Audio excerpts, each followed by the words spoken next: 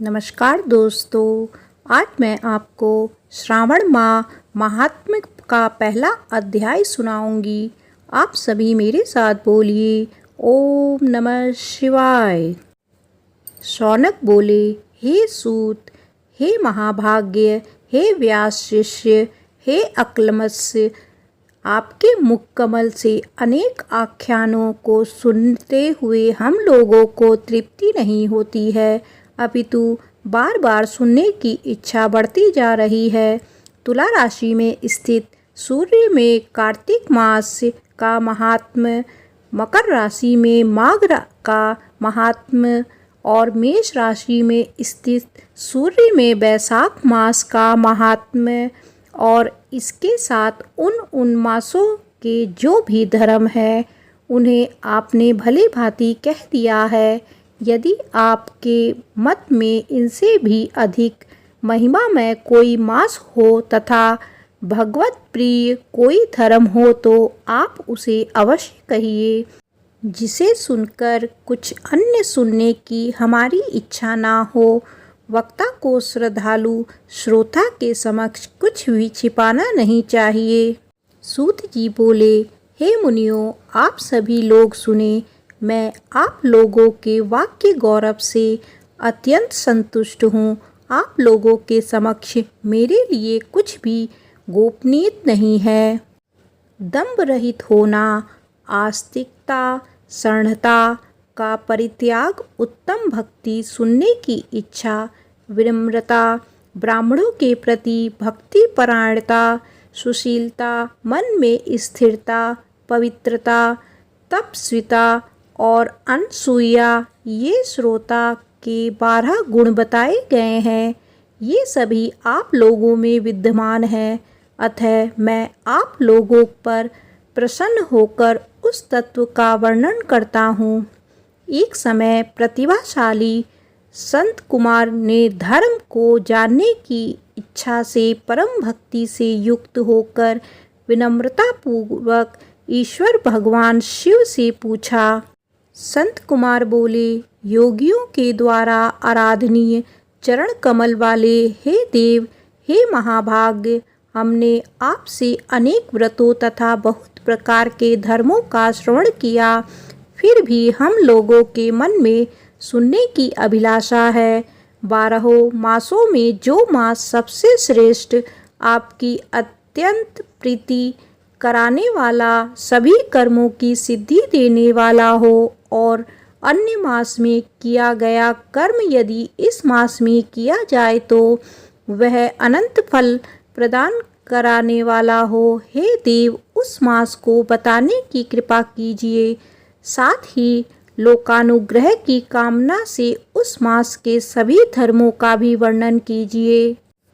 ईश्वर बोले, हे संत कुमार, मैं अत्यंत गोपनीय भी आपको बताऊंगा। हे सुव्रत, हे विधि नंदन, मैं आपकी स्वेच्छा तथा भक्ति से प्रसन्न हूँ। 12 मासों में श्रावण मास मुझे अत्यंत प्रिय है। इसका महात्म्य सुनने योग्य है, अतः इसे श्रावण कहा गया है। इस मास में स्वर्ण नक्षत्र युग पूर्णिमा होती है, इस कारण से भी इसे श्रावण कहा गया है। इसके महात्म्य के श्रवण मात्र से यह सिद्धि प्रदान करने वाला है, इसीलिए भी यह श्रावण संज्ञा वाला है। निर्मलता गुण के कारण यह आकाश के सदृश है, इसीलिए नभा कहा गया है। इस श्रावण मास के धर्मों की गणना करने में इस पृथ्वी लोक में कौन समर्थ हो सकता है, जिसके फल का संपूर्ण रूप से वर्णन करने के लिए ब्रह्मा जी 4 मुख वाले हुए, जिसके फल की महिमा को देखने के लिए इंद्र 1000 नेत्रों से युक्त हुए और जिसके फल को कहने के लिए शेषनाग 2000 जिह्वाओं से संपन्न हुए। अधिक कहने से क्या प्रयोजन, इसके महात्म्य को देखने और कहने में कोई भी समर्थ नहीं है। हे मुनि, अन्य मास इसकी एक कला को भी नहीं प्राप्त होते हैं। यह सभी व्रतों तथा धर्मों से युक्त है। इस महीने में एक भी दिन ऐसा नहीं है जो व्रत से रहित दिखाई देता हो। इस मास में प्राय सभी तिथियां व्रत युक्त हैं। इसके महात्म्य के संदर्भ में मैंने जो कहा है वह केवल प्रशंसा मात्र नहीं है। आर्तों, जिज्ञासुओं, भक्तों, अर्थ की कामना करने वाले, मोक्ष की अभिलाषा रखने वाले और अपने अपने अभिष्ट की आकांक्षा रखने वाले चारों प्रकार के लोगों, ब्रह्मचर्य ग्रस्त, वानप्रस्थ, संन्यास आश्रम वाले को इस श्रावण मास में व्रत अनुष्ठान करना चाहिए। संत कुमार बोले, हे भगवान, हे संतम, आपने जो कहा इस मास में सभी दिन एवं तिथियां व्रत रहित नहीं है, तो आप उन्हें मुझे बताएं।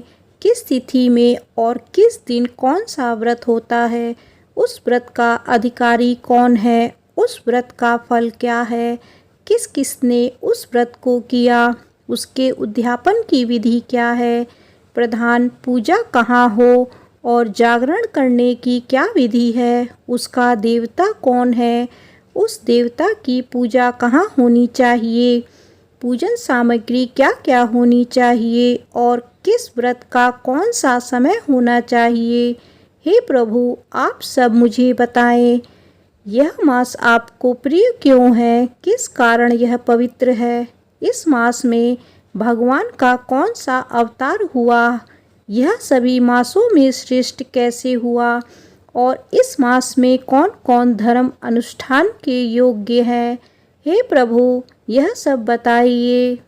आपके समक्ष मुझ अज्ञानी का प्रश्न करने में कितना ज्ञान हो सकता है, अतः आप संपूर्ण रूप से बताएं।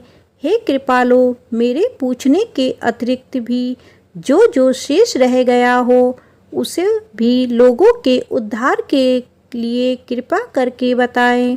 रविवार, सोमवार, मंगलवार, बुधवार, बृहस्पतिवार, शुक्रवार और शनिवार के दिन जो करना चाहिए, हे विभो, वह सब मुझे बताइए। आप सबके आदि में वाभीभूत हुए हैं, अतः आपको आदि देव कहा गया है।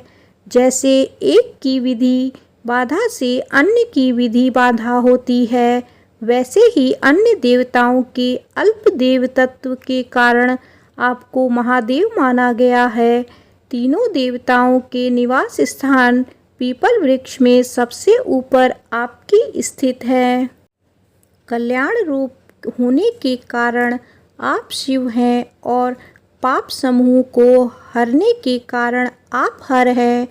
आपके आदि देव होने में आपका शुक्ल वर्ण प्रमाण है, क्योंकि प्रकृति में शुक्ल वर्ण ही प्रधान है, अन्य वर्ण विकृत हैं। आप कर्पूर के समान गौरव वर्ण के हैं, अतः आप आदि देव हैं। गणपति के अनुष्ठान रूप 4 दल वाले मूलाधार नामक चक्र से, ब्रह्मा जी के अधिष्ठान रूप 6 दल वाले स्वादिष्ठान नामक चक्र से और विष्णु के अधिष्ठान रूप 10 दल वाले मणिपुर नामक चक्र से भी ऊपर आपके अधिष्ठित होने के कारण आप ब्रह्मा तथा विष्णु के ऊपर स्थित हैं। यह आपकी प्रधानता को व्यक्त करता है। हे देव, एकमात्र आपकी ही पूजा से पंचायतन पूजा हो जाती है, जो कि दूसरे देवता की पूजा से किसी भी तरह संभव नहीं है। आप स्वयं शिव हैं। आपकी बाईं जांघ पर शक्ति स्वरूपा दुर्गा, दाहिनी जांघ पर गणपति, आपके नेत्र में सूर्य तथा हृदय में भक्तराज भगवान श्री हरि विराजमान है। अन्य के ब्रह्मा रूप होने तथा रास के विष्णु रूप होने और आपके उसका भोक्ता होने के कारण, हे ईशान, आपके श्रेष्ठत्व में किसी संदेह हो सकता है।